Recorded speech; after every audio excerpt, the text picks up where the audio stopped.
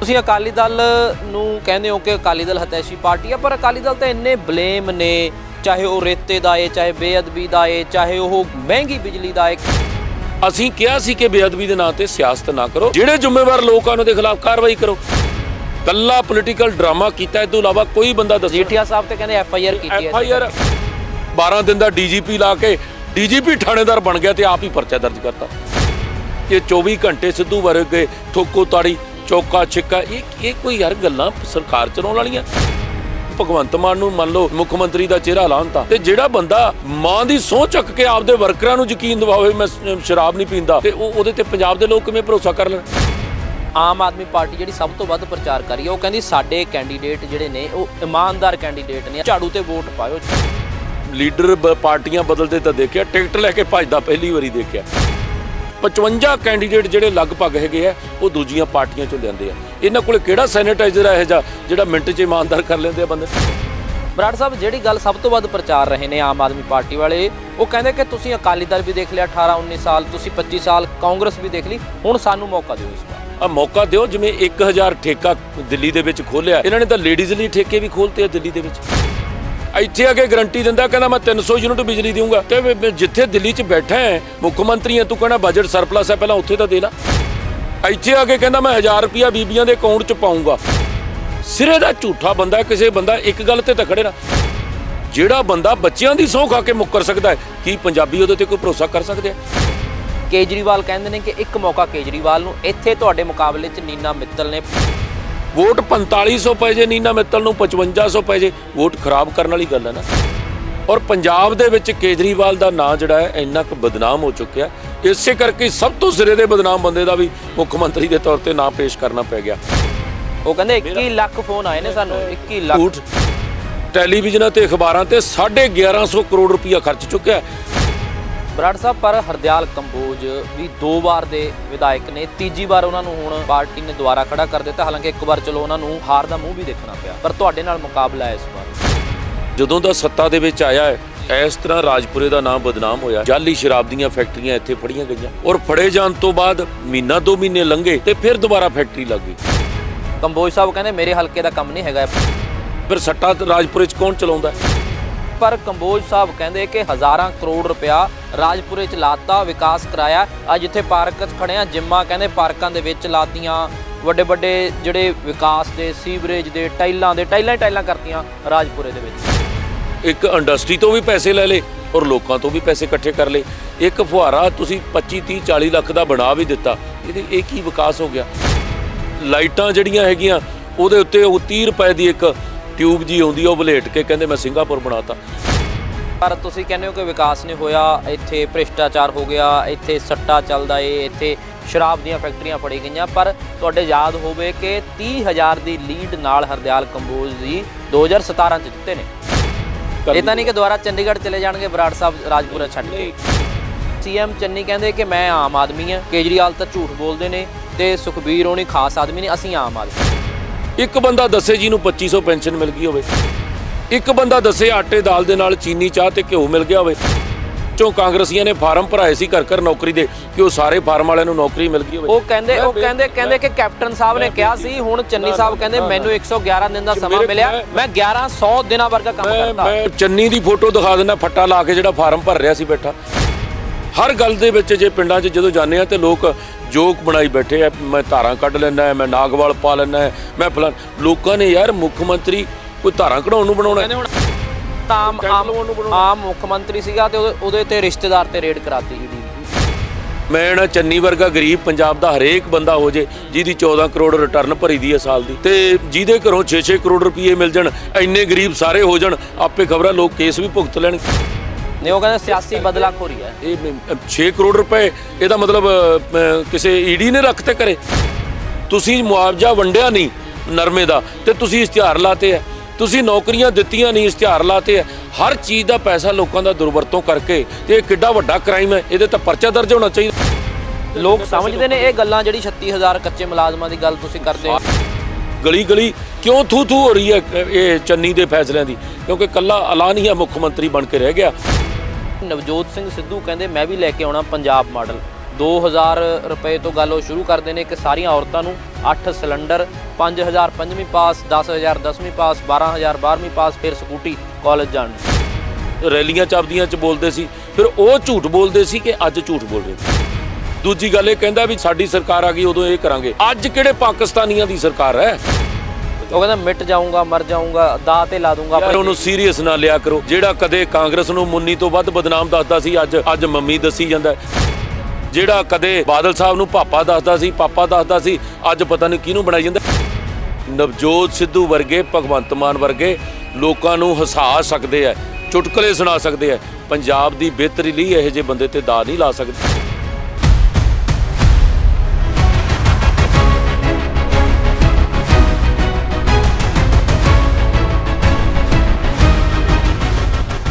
Daily post Punjabi देख रहे हो तुसी। मैं रणबीर सिंह राणा राजपुरा विधान सभा सीट ते पहुंचे हाँ। राजपुरा सीट दे विच मुकाबला बेहद दिलचस्प है। इत्थों अकाली दल बसपा दे वल्लों चरणजीत सिंह बराड़ नूं टिकट दित्ती गई है। चरणजीत सिंह बराड़ अकाली दल दा वड्डा चेहरा ने, स्पोक्सपर्सन ने, पार्टी दे सीनियर आगू ने ते इस वेले साडे नाल ने चरणजीत सिंह बराड़। गलबात करांगे। बराड़ साहब स्वागत है तुहाडा डेली पोस्ट पंजाबी जी। धन्नवाद जी, सारी टीम दा धन्नवाद। पहली वारी है पार्टी ने तुहाडे ते दा खेडिया। राजपुरा सीट बहुत देर बाद अकाली दल जिहड़ा इस बार लड़न जा रहा है, की लगदा की है, किस तरह के हालात ने, रिस्पॉन्स किस तरह का? देखो तुसी बिल्कुल सही फरमाया कि 35 साल बाद राजपुरा सीट तो श्रोमणी अकाली दल जिहड़ा हैगा वो इलैक्शन लड़न जा रहा और कुदरती है कि गठजोड़ का उम्मीदवार जिहड़ा है पार्टी प्रधान साहब सुखबीर सिंह बादल साहब की मेहरबानी सदका और पार्टी के मेहरबानी सदका मैं इत्थों साझा उम्मीदवार है। और बड़ियां चुनौतियां सी जिस दिन का मैं 5 महीने पहला जदों का फैसला होया मैं उदों का इत्थे आया। और कुदरती गल है कि 35 साल जदों कोई पार्टी ना लड़े, इत्थे बहुजन भारतीय जनता पार्टी लड़ती सी, इस करके श्रोमणी अकाली दल का कोई धरती ते काडर भी नहीं सीगा, जथेबंदी कदे नहीं बनी सी, इस करके बड़ियां वड्डियां चुनौतियां सी। पर अज मैं कह सकदा कि जिहड़े बहुत वड्डियां वोटां नाल जां बड़ा वड्डे पकड़ वाले इत्थों के लीडर सन, अज बहुत घबराए हुए हैं। अच्छा हुण जिवें ये जिहड़ी चेंज होया कि भाजपा दे नालों तुहाडा गठबंधन टुटिया, भाजपा इत्थों जितदी रही आ, भाजपा जिहड़े राज खुराना ने 4 बार मैनूं लगदा शायद उस तो भी वध बार जिते ने, तां हुण किते ना किते जिहड़ी भाजपा दी वोट है कि वो अकाली दल नूं आऊगी, ये वड्डा सवाल है। देखो एक गल है कि पहली गल तो भारतीय जनता पार्टी की वोट जिहड़ी है बहुत बुरी तरह खुर चुकी है, क्योंकि काले बिल्लां करके जो हालात पंजाब दे बने हुए है बहुत ज़्यादा वोट खुर चुकी है। और लोकल कह लीए कि काडर साझे करके जित जाते सी, हालात उत्पन्न होंदे सी। पर जे कहिए कि भारतीय जनता पार्टी की कल्ली दी वोट है, कल्ली दी वोट नहीं सीगी। श्रोमणी अकाली दल के सहारे ही जिहड़ा हमेशा इलैक्शन जितते रहे, भावें बलराम जी दास टंडन जिते, भावें राज खुराना पहला कांग्रेस वाल सीगे फिर बाद बीजेपी वाल आके जिते। इस करके मैं समझदा कि अज दियां परिस्थितियां ते उदों दियां परिस्थितियां जमीन आसमान का फर्क है। अज भारतीय जनता पार्टी नूं पंजाब दे विच कोई मूँह नहीं ला रहा गा। बराड़ साहब पर हरदयाल कंबोज भी 2 बार दे विधायक ने, तीजी बार उन्होंने हुण पार्टी ने दोबारा खड़ा कर दिता। हालांकि एक बार चलो उन्होंने हार का मूँह भी देखना पिया, पर तुहाडे नाल मुकाबला है इस बार उन्होंने। देखो मैं एक गल कहां कि जिन्ना चिर बंदा ताकत च नहीं आउंदा उदों तक बड़े वड्डे भुलेखे हुंदे आ कि पता नहीं इलाके लिए की कर देगा। पर जदों दा सत्ता दे विच आया है इस तरह राजपुरे का नाम बदनाम होया, जाली शराब दीयां फैक्ट्रियां इत्थे फड़ियां गईयां और फड़े जाण तो बाद महीना 2 महीने लंघे तो फिर दोबारा फैक्ट्री लग गई। फिर वो जिहड़ा दोनों वारी दा माल फड़िया गया थाने कुदरती गल है ना। लोकल किसी भी कांग्रेसी की सरप्रस्ती तो बिना कदे कोई जाली शराब की पेटी फड़ी जानी, ड्रमी फड़ी जानी, कोई शराब का थोड़ा पिंडा चों फड़े जाना तो सुनिया सीगा। ये तो भारत च पहली बारी सुनिया सी कि जाली शराब दीयां फैक्ट्रियां लग गईयां। 10 रुपए के कच की बोतल ला लो तो 10 रुपए का विच पानी या लेबर ला लो तो 1000 रुपए की अंग्रेजी शराब भी विकी जाती सी। 135 बंदे ਇਹ ਸ਼ਰਾਬ ਨਾਲ ਜਾਲੀ ਦੀ ਨਾਲ ਮਰੇ। ਉਹ ਕਹਿੰਦੇ ਸਾਡੇ ਹਲਕੇ 'ਚ ਨਹੀਂ ਹੈਗਾ ਇਹ, ਸਾਡੇ ਹਲਕੇ ਦੇ ਵਿੱਚ ਨਹੀਂ। ਕੰਬੋਜ ਸਾਹਿਬ ਕਹਿੰਦੇ ਮੇਰੇ ਹਲਕੇ ਦਾ ਕੰਮ ਨਹੀਂ ਹੈਗਾ। ਜਿਹੜਾ ਸਭ ਤੋਂ ਚਹੇਤਾ ਬੰਦਾ ਸੀ ਜਿਹਨੂੰ ਇਹਨਾਂ ਨੇ ਮੋਹਰਾ ਬਣਾ ਕੇ ਉਹਦੇ ਤੇ ਪਰਚਾ ਪਵਾਇਆ, ਬਾਅਦ ਚ ਰਹਿਣ ਵਾਲੀ ਪਵਾ ਲਿਆ ਨਾ, ਤੇ ਉਹ ਕਿਹਦਾ ਬੰਦਾ ਸੀਗਾ? ਇੱਕ ਗੱਲ ਮੈਂ ਸਮਝਦਾ ਕਿ ਜੇ ਇਹਦਾ ਮਤਲਬ ਕੌਣ ਹੈ ਫਿਰ ਤੁਹਾਡੀ ਸਰਕਾਰ ਸੀ, ਤੁਸੀਂ ਅੱਜ ਤੱਕ ਇਹ ਕਿਉਂ ਨਹੀਂ ਦੱਸਿਆ ਵੀ ਕਿਹਦੀ ਸਰਪ੍ਰਸਤੀ ਹੈ? ਇਹਦਾ ਸਕਾ ਹੀ ਕੁੜਮ ਘਨੌਰ ਚ ਹੈ, ਦੋਨੋਂ ਇਕੱਠੇ ਨੇ ਨਾ, ਤੇ ਦੋਨੋਂ ਇੱਥੇ ਹੀ ਹਲਕਿਆਂ ਦੇ ਵਿੱਚ ਇਹ ਸਾਰਾ ਰੌਲਾ ਪਿਆ। ਚੱਲ ਮੈਂ ਸਵਾਲ ਪੁੱਛਦਾ ਫਿਰ ਸੱਟਾ ਰਾਜਪੁਰੇ ਚ ਕੌਣ ਚਲਾਉਂਦਾ? ਸਰਕਾਰੀ ਜਾਇਦਾਦਾਂ ਕਿਹਨੇ ਦੱਬੀਆਂ ਸੀ ਜਿਹੜੀਆਂ ਕੋਰਟ ਦੇ ਡਰਦਿਆਂ ਨੇ ਮੁੜ ਕੇ ਵਾਪਸ ਕੀਤੀ? ਵਿਰੋਧੀ ਧਿਰਾਂ ਇਹੀ ਕੁਝ ਕਰਦੀਆਂ ਨੇ। ਤੁਸੀਂ ਵਿਰੋਧੀ ਧਿਰ ਚੋਂ ਤੁਸੀਂ ਇਲਜ਼ਾਮ ਲਾ ਸਕਦੇ ਹੋ, ਇਲਜ਼ਾਮ ਲਾਉਂਦੇ ਹੋ ਤੁਸੀਂ। ਸਬੂਤਾਂ ਦੀ ਗੱਲ ਕਰਦਾ। 2 ਏਕੜ ਜ਼ਮੀਨ ਪੈਪਸੂ ਦੀ ਫੁਆਰਾ ਚੌਂਕ ਦੇ ਨਾਲ 21,000 ਰੁਪਏ ਲੀਜ਼ ਤੇ ਦੇਤੀ ਸੀ, ਔਰ ਜਿਹੜੇ ਦਿਨ ਤੱਕ ਟੈਂਡਰ ਦੀ ਫਾਰਮੈਲਿਟੀ ਵੀ ਕਰਨੀ ਸੀ ਉਦੋਂ ਪਹਿਲਾਂ ਹੀ ਅਲਾਟ ਕਰਤਾ ਸੀ। ਜਦੋਂ ਕੇਸ ਅਦਾਲਤ 'ਚ ਲੈ ਕੇ ਗਏ ਅਸੀਂ ਰੌਲਾ ਪਾ ਲਿਆ, ਫਿਰ ਆਪ ਹੀ ਸਰੈਂਡਰ ਕਰਾਤਾ। ਹਾਲਾਂਕਿ 25-30 ਲੱਖ ਰੁਪਈਆ ਉੱਥੇ ਲਾ ਕੇ ਇੱਕ ਬਿਜ਼ਨਸ ਪੁਆਇੰਟ ਖੋਲ੍ਹਣਾ ਚਾਹੁੰਦੇ ਸੀ, ਫਿਰ ਵਾਪਸ ਕਿਉਂ ਕਰਾਇਆ? ਅੱਛਾ ਬਰਾੜ ਸਾਹਿਬ, ਠੀਕ ਹੈ, ਤੁਸੀਂ ਕਹਿੰਦੇ ਹੋ ਮੈਂ ਸਬੂਤਾਂ ਸਮੇਤ ਗੱਲ ਕਰਦਾ, ਪਰ ਕੰਬੋਜ ਸਾਹਿਬ ਕਹਿੰਦੇ ਕਿ ਹਜ਼ਾਰਾਂ ਕਰੋੜ ਰੁਪਇਆ ਰਾਜਪੁਰੇ 'ਚ ਲਾਤਾ, ਵਿਕਾਸ ਕਰਾਇਆ। ਅੱਜ ਜਿੱਥੇ ਪਾਰਕ 'ਚ ਖੜੇ ਆ, ਜਿੰਮਾਂ ਕਹਿੰਦੇ ਪਾਰਕਾਂ ਦੇ ਵਿੱਚ ਲਾਤੀਆਂ, ਵੱਡੇ ਜਿਹੜੇ ਵਿਕਾਸ ਦੇ, ਸੀਵਰੇਜ ਦੇ, ਟਾਈਲਾਂ ਕਰਤੀਆਂ ਰਾਜਪੁਰੇ ਦੇ ਵਿੱਚ। ਦੇਖੋ, ਮੈਂ ਪਹਿਲਾਂ ਤਾਂ ਤੁਹਾਡੇ ਜਿੰਮਾਂ ਦਾ ਸ਼ਕਲ ਦਿਖਾ ਦਿਓ ਲੋਕਾਂ ਨੂੰ ਕਿ ਕੀ ਹੈ। ਪਿੰਡਾਂ 'ਚ ਵੀ ਜਾਓਗੇ ਤਾਂ ਕੱਚੇ ਥਾਂ ਤੇ ਲਾ ਰੱਖੀਆਂ, ਔਰ ਮੈਂ ਦਾਅਵੇ ਨਾਲ ਕਹਿ ਸਕਦਾ ਕਿ 50% ਪੈਸੇ ਜਿਹੜੇ ਆ ਇਹਨਾਂ ਜਿੰਮਾਂ ਦੇ ਵਿੱਚੋਂ ਵੀ ਜਿਹੜੇ ਵਾਪਸ ਰਿਕਵਰੀ ਕੀਤੀ ਗਈ ਆ 50%। ਔਰ ਜਿਹੜੀ ਤੁਸੀਂ ਇੱਟਾਂ ਦੀ ਗੱਲ ਕਰਦੇ ਹੋ, ਮਨਰੇਗਾ ਦੇ ਦਿਹਾੜੀਦਾਰ ਜਿਹੜੇ ਕਾਮੇ ਨੇ ਉਹਨਾਂ ਨੂੰ ਪੈਸੇ ਮਿਲਣ ਤੇ ਭਾਵੇਂ ਨਾ ਮਿਲਣ, ਪਰ ਇਹਨਾਂ ਤੇ ਪੈਸੇ ਲੱਗ ਰਹੇ ਆ। 13ਵੇਂ ਵੀ ਕਿਤੇ ਕਮਿਸ਼ਨ ਦੇ ਵੀ, 14ਵੇਂ ਦੇ ਵੀ ਲੱਗੇ ਆ। ਕਿਉਂ? ਕਿਉਂਕਿ ਸਾਰੀਆਂ ਫੈਕਟਰੀਆਂ ਹੀ ਆਪਦੇ ਚਹੇਤਿਆਂ ਦੀਆਂ। ਇਹਦਾ ਸਾਰਾ ਕੁਝ ਬੜੀ ਪੜਤਾਲ ਹੋਣੀ ਹੈ ਔਰ ਬੜਾ ਕੁਝ ਸਾਹਮਣੇ ਆਉਣਾ। ਔਰ ਮੈਂ ਸਮਝਦਾ ਕਿ ਰਾਜਪੁਰੇ ਨੂੰ ਸੱਟੇ ਦੇ ਨਾਂ ਤੇ ਬਦਨਾਮ ਕੀਤਾ, ਜਾਲੀ ਸ਼ਰਾਬ ਦੇ ਨਾਂ ਤੇ ਬਦਨਾਮ ਕੀਤਾ, ਸਰਕਾਰੀ ਜਾਇਦਾਦਾਂ ਦੱਬਣ ਦੇ ਨਾਂ ਤੇ ਬਦਨਾਮ ਕੀਤਾ, ਜਾਲੀ ਪਰਚਿਆਂ ਦੇ ਨਾਂ ਤੇ ਬਦਨਾਮ ਕੀਤਾ। ਬਨੂੜ ਦੇ ਵਿੱਚ ਕੀ ਹੋਇਆ ਸੀ? ਬਨੂੜ ਜੇ ਕਹਿੰਦਾ ਵੀ ਮੇਰੀ ਤਾਂ ਫੈਕਟਰੀ ਨਹੀਂ ਸੀ, ਜਿੱਥੇ ਚੱਕਲੇ ਚੱਲਦੇ ਸੀ, ਧੰਦਾ ਚੱਲਦਾ ਸੀ, ਤੁਹਾਡੇ ਕੈਮਰਿਆਂ ਨੇ ਦਿਖਾਇਆ, ਉਹ ਕੌਣ ਕਰ ਰਿਹਾ ਸੀ? ਫਿਰ ਇਸ ਕਰਕੇ ਮੈਂ ਕਹਾਂ ਕਿ ਰਾਜਪੁਰੇ ਦੀ ਧਰਤੀ ਨੂੰ ਬਹੁਤ ਬੁਰੀ ਤਰ੍ਹਾਂ ਬਦਨਾਮ ਕੀਤਾ। ਮੈਂ ਉਹੀ ਕਰਾਂ ਕਿ 5 ਸਾਲ ਹੋ ਗਏ ਕੁਛ ਨਹੀਂ ਕੀਤਾ। ਬੱਸ ਸਟੈਂਡ ਨੂੰ ਚਲਾਉਣ ਦੇ ਲਈ ਇੱਕ ਨਲਾਸ ਰੋਡ ਜਿਹੜੀ ਪੈਂਦੀ ਹੈ, ਜਿਹੜਾ ਸਾਡਾ ਬਹੁਤ ਪ੍ਰਾਚੀਨ ਮੰਦਿਰ ਵੀ ਹੈ, ਬਹੁਤ ਇਤਿਹਾਸਕ ਮੰਦਿਰ ਹੈ, ਤਾਂ ਉਸ ਨੂੰ ਰਸਤਾ ਵੀ ਨਹੀਂ ਜਾਂਦਾ, ਰੌਂਗ ਸਾਈਡ ਜਾਣਾ ਪੈਂਦਾ। 6-7 ਮੌਤਾਂ ਵੀ ਹੋ ਗਈਆਂ। ਇਹ ਤੋਂ ਇੱਕ ਪੁਲ ਤੱਕ ਨਹੀਂ ਬਣਵਾਇਆ ਗਿਆ। ਮਤਲਬ ਬੰਦਾ ਕਿਸੇ ਕੰਮ ਨਹੀਂ ਜੇ ਧਿਆਨ ਦੇਣਾ ਤੇ ਦੇਵੇ ਤਾਂ ਸਹੀ ਨਾ। ਕਿਤੇ ਇਹ ਤਾਂ ਨਹੀਂ ਕਿ ਗਲਤੀ ਨਾਲ ਤੁਹਾਤੋਂ ਉਸ ਸਾਈਡ ਬਣ ਗਿਆ ਜਿੱਥੇ ਨੂੰ ਰਸਤਾ ਨਹੀਂ ਜਾਂਦਾ? ਕਿਤੇ ਨਹੀਂ ਹੈ। ਇਹ ਜਦੋਂ 4 ਲੇਨ ਹੋ ਰਹੀ ਸੀ ਸੜਕ, ਉਸ ਵੇਲੇ ਧਿਆਨ ਰੱਖਣ ਦੀ ਲੋੜ ਸੀ। ਕਿਹਨੇ ਨਹੀਂ ਰੱਖਿਆ? ਜਦੋਂ 10 ਸਾਲਾਂ ਦਾ ਵਿਧਾਇਕ ਤਾਂ ਇਹ ਤੁਰਿਆ ਆਉਂਦਾ, ਭਾਵੇਂ ਸਰਕਾਰ ਆਪੋਜੀਸ਼ਨ ਦੀ ਵੀ ਹੋਵੇ, ਤੇ ਜੇ ਵਿਧਾਇਕ ਜੇ ਉਸ ਵੇਲੇ ਕੰਮ ਹੋਣ ਵਾਲਾ ਸੀ ਤੇ ਉਸ ਵੇਲੇ ਅੜ ਕੇ ਬੈਠਣਾ ਚਾਹੀਦਾ ਸੀ ਇਹਨੂੰ, ਭਾਵੇਂ ਪਬਲਿਕ ਨੂੰ ਨਾਲ ਲੈ ਕੇ ਕਿਵੇਂ ਵੀ ਆਪਦਾ ਐਜੀਟੇਸ਼ਨ ਕਰਦਾ। ਪਰ 5 ਸਾਲਾਂ 'ਚ ਨਹੀਂ ਤਾਂ 5 ਸਾਲਾਂ 'ਚ ਵੀ ਇਹਨੂੰ ਬਣਾਉਣਾ ਚਾਹੀਦਾ ਸੀ, ਤੇ ਅੱਜ 5 ਸਾਲਾਂ 'ਚ ਕਿਉਂ ਨਹੀਂ ਬਣਾਇਆ ਗਿਆ? ਵਿਕਾਸ ਦੀਆਂ ਗੱਲਾਂ ਹੁੰਦੀਆਂ ਨੇ ਕਿ ਰਾਜਪੁਰੇ ਦੇ ਵਿੱਚ ਵਿਕਾਸ ਕਰਵਾਇਆ, ਪਰ ਤੁਹਾਨੂੰ ਕਿਉਂ ਨਹੀਂ ਦਿਖ ਰਿਹਾ? ਜੇ ਕੰਬੋਜ ਸਾਹਿਬ ਕਹਿੰਦੇ ਨੇ ਕਿ ਵਿਕਾਸ ਕਰਵਾਇਆ, ਤੁਹਾਡੀ ਨਜ਼ਰ ਕਿਉਂ ਨਹੀਂ ਸਾਹਮਣੇ ਆ ਰਿਹਾ ਕਿ ਵਿਕਾਸ ਹੋਇਆ? ਵਿਕਾਸ ਹੁੰਦਾ ਹੈ ਕਿ ਜੇ ਲੋਕਾਂ ਦਾ ਜੀਵਨ ਪੱਧਰ ਉੱਚਾ ਚੱਕੀਏ। ਅੱਜ ਹਸਪਤਾਲ ਰੈਫਰ ਹਸਪਤਾਲ ਬਣਿਆ ਹੋਇਆ, ਪੀਣ ਵਾਲਾ ਪਾਣੀ ਹੈ ਨਹੀਂ, ਜਿਹਦੇ ਨਾਲ 6 ਮੌਤਾਂ ਤੁਹਾਡੇ ਸਾਹਮਣੇ ਆ, ਸੈਂਕੜੇ ਬੰਦੇ ਬਿਮਾਰ ਹੋਏ ਆ। ਸੀਵਰੇਜ ਸਹੀ ਢੰਗ ਨਾਲ ਚੱਲ ਨਹੀਂ ਰਿਹਾ। ਅੱਜ ਹੁਣ ਕੋਸ਼ਿਸ਼ ਕਰਦੇ ਆ 4 ਇੰਚ ਦੀਆਂ 6 ਇੰਚ ਦੀਆਂ ਪਾਈਪਾਂ ਪਾ ਕੇ ਲੋਕਾਂ ਨੂੰ ਇੱਕ ਤਰ੍ਹਾਂ ਨਾਲ ਬੁੱਧੂ ਬਣਾਉਣ ਦੀ ਕੋਸ਼ਿਸ਼ ਕਰ ਰਹੇ ਆ ਕਿ ਸ਼ਾਇਦ ਅਸੀਂ ਸੀਵਰੇਜ ਪਾ ਰਹੇ ਹਾਂ। ਐਜੂਕੇਸ਼ਨ ਦੇ ਮਾਮਲੇ 'ਚ ਉੱਚਾ ਚੁੱਕਣਾ ਹੁੰਦਾ। ਇਸੇ ਤਰ੍ਹਾਂ ਹੈਲਥ ਦੀ ਮੈਂ ਗੱਲ ਕਰ ਚੁੱਕਿਆ, ਜਾਂ ਕੋਈ ਜਿਵੇਂ ਨਹਿਰੀ ਪਾਣੀ ਦੀ ਇਸ ਇਲਾਕੇ ਦੇ ਵਿੱਚ ਘਾਟ ਆ ਜਿਹਦੇ 'ਤੇ ਸਾਰੀ ਸਾਡੀ ਆਰਥਿਕਤਾ ਜੁੜੀ ਹੋਈ ਹੈ, ਉਹਦੇ ਲਈ ਕੋਈ ਤਰੱਦਦ ਨਹੀਂ ਕੀਤਾ। ਇਸ ਕਰਕੇ ਇਹ ਵਿਕਾਸ ਇਹਨੇ ਆਪਣਾ ਤਾਂ ਜ਼ਰੂਰ ਕਰ ਲਿਆ। ਜਿਹੜਾ ਇੱਕ ਫੁਹਾਰਾ ਚੌਂਕ ਬਣਿਆ ਉਹ ਇੱਕ ਇੰਡਸਟਰੀ ਤੋਂ ਵੀ ਪੈਸੇ ਲੈ ਲਏ ਔਰ ਲੋਕਾਂ ਤੋਂ ਵੀ ਪੈਸੇ ਇਕੱਠੇ ਕਰ ਲਏ। ਇੱਕ ਫੁਹਾਰਾ ਤੁਸੀਂ 25-30-40 ਲੱਖ ਦਾ ਬਣਾ ਵੀ ਦਿੱਤਾ, ਇਹ ਕੀ ਵਿਕਾਸ ਹੋ ਗਿਆ? ਜੇ ਲਾਈਟਾਂ ਜਿਹੜੀਆਂ ਹੈਗੀਆਂ ਉਹਦੇ ਉੱਤੇ ਉਹ 30 ਰੁਪਏ ਦੀ ਇੱਕ ਟਿਊਬ ਜੀ ਆਉਂਦੀ, ਉਹ ਵਲੇਟ ਕੇ ਕਹਿੰਦੇ ਮੈਂ ਸਿੰਗਾਪੁਰ ਬਣਾਤਾ। ਇਸ ਕਰਕੇ ਅੱਜ ਤੁਹਾਨੂੰ ਮੈਂ ਬੇਨਤੀ ਕਰੂੰਗਾ, ਤੁਸੀਂ ਸਾਰੇ ਸ਼ਹਿਰ ਦੇ ਵਿੱਚ ਗੇੜਾ ਮਾਰੋ, ਥਾਂ ਗੰਦਗੀ ਦੇ ਢੇਰ ਲੱਗੇ ਆ। ਉਹ ਪਤਾ ਨਹੀਂ ਅਵਾਰਡ ਵੀ ਕਿੱਥੋਂ ਖਰੀਦ ਲਿਆਉਂਦਾ, ਐਵੇਂ ਝੂਠੇ ਮੋਟੀਆਂ ਗੱਲਾਂ। ਬਰਾੜ ਸਾਹਿਬ, ਪਰ ਤੁਸੀਂ ਕਹਿੰਦੇ ਹੋ ਕਿ ਵਿਕਾਸ ਨਹੀਂ ਹੋਇਆ, ਇੱਥੇ ਭ੍ਰਿਸ਼ਟਾਚਾਰ ਹੋ ਗਿਆ, ਇੱਥੇ ਸੱਟਾ ਚੱਲਦਾ ਏ, ਇੱਥੇ ਸ਼ਰਾਬ ਦੀਆਂ ਫੈਕਟਰੀਆਂ ਫੜੀ ਗਈਆਂ, ਪਰ ਤੁਹਾਡੇ ਯਾਦ ਹੋਵੇ ਕਿ 30,000 ਦੀ ਲੀਡ ਨਾਲ ਹਰਦਿਆਲ ਕੰਬੋਜ ਜੀ 2017 'ਚ ਜਿੱਤੇ ਨੇ। ਦੇਖੋ, ਇੱਕ ਗੱਲ ਹੈ ਕਿ ਗਰੇਵਾਲ ਜਿਹੜੇ ਬੀਜੇਪੀ ਤੋਂ ਆਏ ਸੀ, ਬੜੇ ਅਖੀਰ ਤੇ ਟਿਕਟ ਮਿਲੀ, 20,000 ਵੋਟ ਉਹਨਾਂ ਨੂੰ ਲਈ। ਅਕਾਲੀ ਦਲ ਦੇ ਵਿੱਚੋਂ ਸੀ ਜੱਗਾ ਜੀ, ਉਹ ਆਜ਼ਾਦ ਖੜ ਗਏ, 15,000 ਉਹਨਾਂ ਨੂੰ ਮਿਲੀ। ਜੇ 35,000 ਇਕੱਠੀ ਹੁੰਦੀ ਉਹ ਪਾਰਟੀ ਦੀ ਵੋਟ, ਤੇ ਇਹਨਾਂ ਨੇ 20,000 ਤੇ ਜਿੱਤਣਾ ਸੀ। ਇਸ ਕਰਕੇ ਮੈਂ ਬੇਨਤੀ ਕਰਾਂ ਕਿ ਵੋਟ ਪਾੜੇ ਜਾਣ ਨਾਲ 30,000 ਤੇ ਜਿੱਤੇ ਹੈ। ਪਰ ਉਦੋਂ ਬਾਅਦ ਅਸੀਂ MP ਇਲੈਕਸ਼ਨ ਵੀ ਲੜ ਕੇ ਹਟੇ ਹਾਂ, ਉਦੋਂ ਸਾਰਾ 8-9,000 ਦੀ ਲੀਡ ਹੀ ਹੈ। ਇਸ ਕਰਕੇ ਉਹ ਦਿਨੋਂ ਦਿਨ ਘਟਦੀ ਗਈ ਹੈ। ਔਰ ਇਸ ਹਾਲਾਤ ਦੇ ਵਿੱਚ ਮੈਂ ਤੁਹਾਨੂੰ ਬੇਨਤੀ ਕਰਾਂ ਕਿ ਹਰਦਿਆਲ ਕੰਬੋਜ ਦੀ ਬਹੁਤ ਬੁਰੀ ਤਰ੍ਹਾਂ ਹਾਰ ਹੋਣੀ ਹੈ। ਲੋਕ ਮਨ ਬਣਾਈ ਬੈਠੇ ਹੈ, ਜਿਸ ਕਿਸਮ ਦੇ ਨੇ ਧੱਕੇਸ਼ਾਹੀਆਂ ਕੀਤੀਆਂ, ਜਾਲੀ ਪਰਚੇ ਕੀਤੇ ਹੈ, ਵੱਡੇ ਵੱਡੇ ਵਾਅਦੇ ਕਰਕੇ ਉਲਟਾ ਲੋਕਾਂ ਨਾਲ ਮੈਂ ਕਹੂੰਗਾ ਕਿ ਬੁਰੇ ਤਰੀਕੇ ਨਾਲ ਪੇਸ਼ ਆਏ ਹੈ। ਇਹ ਮੈਂ ਪਰਮਾਤਮਾ ਤੋਂ ਡਰ ਕੇ ਕਹਿਣਾ ਕਿ ਵੱਡੀ ਲੀਡ ਨਾਲ ਜਿੱਤਾਂ। ਇਸ ਵਾਰ ਨਤੀਜੇ ਵੱਖਰੇ ਹੋਣਗੇ, 100% ਵੱਖਰੇ ਹੋਣਗੇ ਔਰ ਇਤਿਹਾਸ ਸਿਰਜ ਕੇ ਦੇਵਾਂਗੇ ਇਸ ਵਾਰ। ਆਮ ਆਦਮੀ ਪਾਰਟੀ ਦੇ ਵੱਲੋਂ ਭਗਵੰਤ ਮਾਨ ਨੂੰ ਸੀਐਮ ਫੇਸ ਬਣਾ ਦਿੱਤਾ ਗਿਆ। ਕੇਜਰੀਵਾਲ ਕਹਿੰਦੇ ਨੇ ਕਿ ਇੱਕ ਮੌਕਾ ਕੇਜਰੀਵਾਲ ਨੂੰ, ਇੱਥੇ ਤੁਹਾਡੇ ਮੁਕਾਬਲੇ 'ਚ ਨੀਨਾ ਮਿੱਤਲ ਨੇ ਪਟਿਆਲਾ ਤੋਂ ਵੀ ਇਲੈਕਸ਼ਨ ਲੜ ਚੁੱਕੇ ਨੇ ਤੇ ਪਿਛਲੀ ਵਾਰ ਵੀ 25-26 ਹਜ਼ਾਰ ਵੋਟ ਆਮ ਆਦਮੀ ਪਾਰਟੀ ਨੂੰ ਪਈ ਸੀ। ਦੇਖੋ ਇੱਕ ਗੱਲ ਹੈ ਕਿ ਭਗਵੰਤ ਮਾਨ ਦੀ ਸਰਪ੍ਰਸਤੀ ਜਾਂ ਪ੍ਰਧਾਨਗੀ ਥੱਲੇ ਹੀ ਐਮਪੀ ਦਾ ਇਲੈਕਸ਼ਨ ਹੋ ਕੇ ਹਟਿਆ। ਪਿਛਲੀਆਂ 2017 ਦੀਆਂ ਇਲੈਕਸ਼ਨਾਂ ਦੀ ਜੇ ਗੱਲ ਕਰ ਲਈਏ ਤਾਂ ਟੋਟਲ ਪੰਜਾਬ ਦੇ ਵਿੱਚ 23% ਵੋਟ ਹਾਸਲ ਕੀਤੀ ਸੀ, ਜਿਹੜੀ ਭਗਵੰਤ ਮਾਨ ਦੀ ਪ੍ਰਧਾਨਗੀ ਥੱਲੇ ਘਟ ਕੇ ਐਮਪੀ ਇਲੈਕਸ਼ਨ ਵੇਲੇ 7% ਰਹਿ ਗਈ ਸੀ। ਜੇ ਮੈਂ ਰਾਜਪੁਰਾ ਦੀ ਗੱਲ ਕਰ ਲਾਂ ਤਾਂ ਇੱਥੇ 25,000 ਵੋਟ ਲੈ ਕੇ ਜਿਹੜਾ ਉਸ ਵੇਲੇ ਦੂਜੇ ਨੰਬਰ ਤੇ ਕੈਂਡੀਡੇਟ ਆਮ ਆਦਮੀ ਪਾਰਟੀ ਦਾ ਰਿਹਾ ਸੀ। ਪਰ ਜਦੋਂ ਨੀਨਾ ਮਿੱਤਲ ਐਮਪੀ ਇਲੈਕਸ਼ਨ ਲੜੀ ਹੈ ਤੇ ਕੁੱਲ 4500 ਵੋਟ ਪਈ ਹੈ।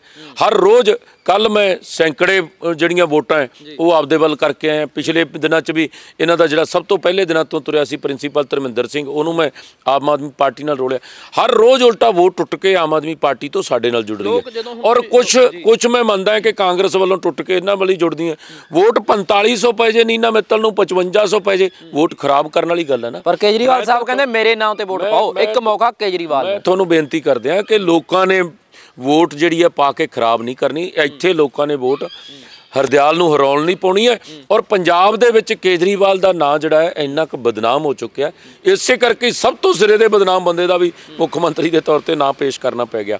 ਜਿਹੜਾ ਬੰਦਾ ਕਿਸੇ ਜ਼ੁਬਾਨ ਤੇ ਹੀ ਨਾ ਖੜੇ। ਉਹ ਕਹਿੰਦੇ 21 ਲੱਖ ਫੋਨ ਆਏ ਨੇ ਸਾਨੂੰ, 21 ਲੱਖ। ਕਿਸੇ ਨੂੰ ਵਿਖਾਉਣ ਤਾਂ ਸਹੀ ਨਾ ਡਾਟਾ। ਮੈਂ ਉਹਨਾਂ ਤੋਂ ਜਿਹੜੇ 1 ਲੱਖ ਬਿੱਲ ਪੇਸ਼ ਕੀਤਾ ਸੀ, ਕਹਿੰਦਾ ਮੈਂ ਜ਼ੀਰੋ ਬਿੱਲ ਹੈ ਮੇਰੇ, ਮੈਂ ਆਰਟੀਆਈ ਪਾਈ ਹੈ, ਮੈਨੂੰ ਤਾਂ ਉਹ ਦਿੰਦੇ ਨਹੀਂ। ਮੈਂ ਉਹਨਾਂ ਨੂੰ ਕਿਹਾ ਸੀ ਮੈਨੂੰ 2000 ਹੀ ਕੱਢ ਕੇ ਦੇ ਦਿਓ, ਮੈਂ ਲੋਕਾਂ ਦੇ ਵਿੱਚ ਵੈਰੀਫਾਈ ਕਰਕੇ। ਦਿੱਲੀ ਮਾਡਲ ਦੀ ਗੱਲ ਹੁੰਦੀ ਹੈ ਕਿ ਦਿੱਲੀ ਮਾਡਲ ਲਾਗੂ ਕਰਨਾ ਹੈ ਪੰਜਾਬ 'ਚ। ਮੇਰੀ ਇੱਕ ਬੇਨਤੀ ਹੈ, ਦਿੱਲੀ ਮਾਡਲ ਉਹਨਾਂ ਨੇ ਕੀ ਕੀਤਾ? ਅੱਜ ਕਹਿੰਦੇ ਸੀ ਕਿ ਅਸੀਂ ਬਹੁਤ ਜ਼ਿਆਦਾ ਇਲਾਜ ਦੇ ਵਿੱਚ ਪੈਸਾ ਖਰਚਿਆ। 7 ਸਾਲਾਂ 'ਚ 21 ਕਰੋੜ ਦੀ ਦਵਾਈ ਮੁਫਤ ਦਿੱਤੀ ਹੈ ਤੇ ਸਾਡੀ 10 ਸਾਲਾਂ ਦੀ ਸਰਕਾਰ 'ਚ ਇਕੱਲੇ ਕੈਂਸਰ ਵਾਲਿਆਂ ਨੂੰ 410 ਕਰੋੜ ਰੁਪਏ ਦਿੱਤੇ ਸੀ। ਔਰ ਜਿਹੜਾ ਕਹਿੰਦਾ ਸੀ ਮੈਂ ਖਰਚਾ ਘੱਟ ਕਰੂੰਗਾ, ਕਿ ਟੈਲੀਵਿਜ਼ਨਾਂ ਤੇ ਅਖਬਾਰਾਂ ਤੇ 1150 ਕਰੋੜ ਰੁਪਈਆ ਖਰਚ ਚੁੱਕਿਆ।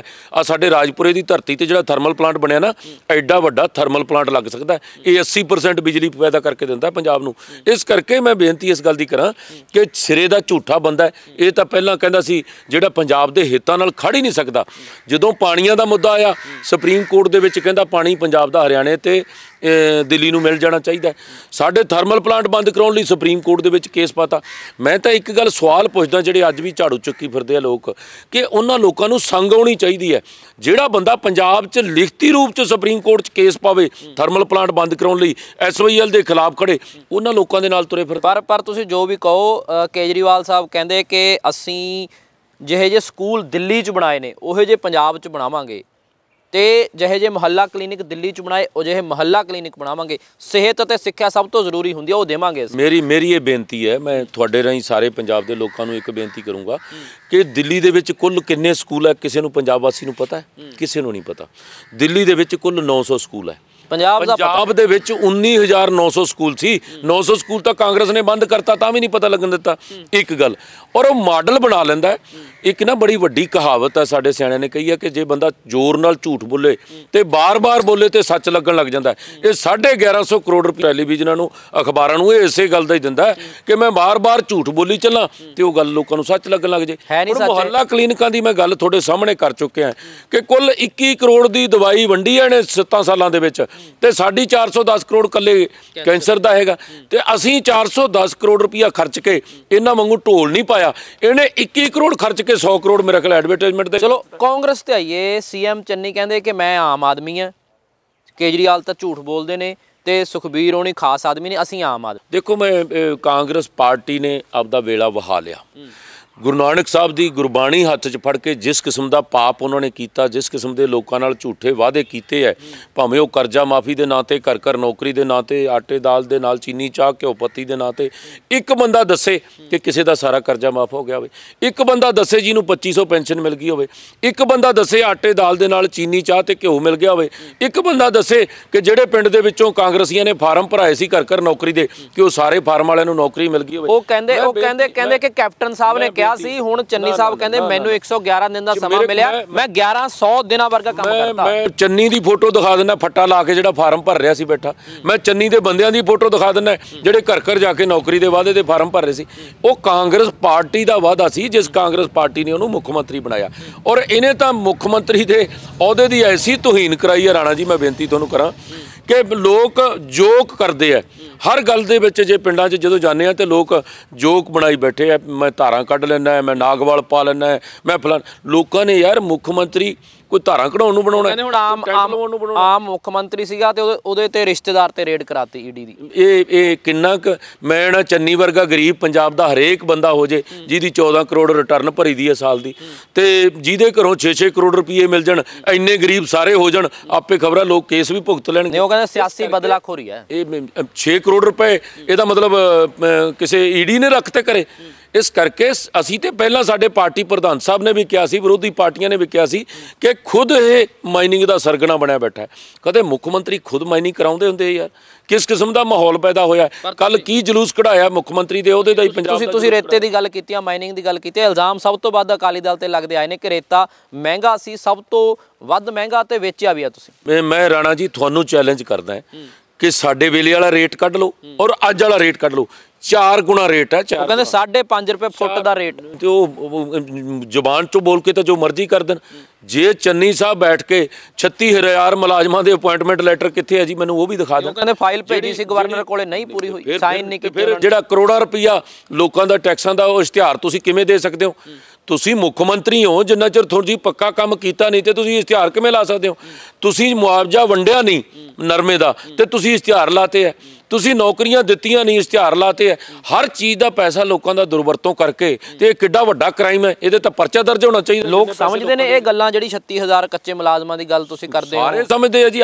ਅੱਜ ਗਲੀ ਗਲੀ ਕਿਉਂ ਥੂ ਥੂ ਹੋ ਰਹੀ ਹੈ ਇਹ ਚੰਨੀ ਦੇ ਫੈਸਲਿਆਂ ਦੀ? ਕਿਉਂਕਿ ਕੱਲਾ ਐਲਾਨੀਆ ਮੁੱਖ ਮੰਤਰੀ ਬਣ ਕੇ ਰਹਿ ਗਿਆ, ਔਰ ਰਹਿੰਦਾ ਖੁੰਦਾ ਆ ਈਡੀ ਨੇ ਸਾਰਾ ਕੁਝ ਜੋ ਸਾਡੇ ਇਲਜ਼ਾਮ ਸੀ ਉਹ ਨੰਗੇ ਕਰਤੇ ਆ।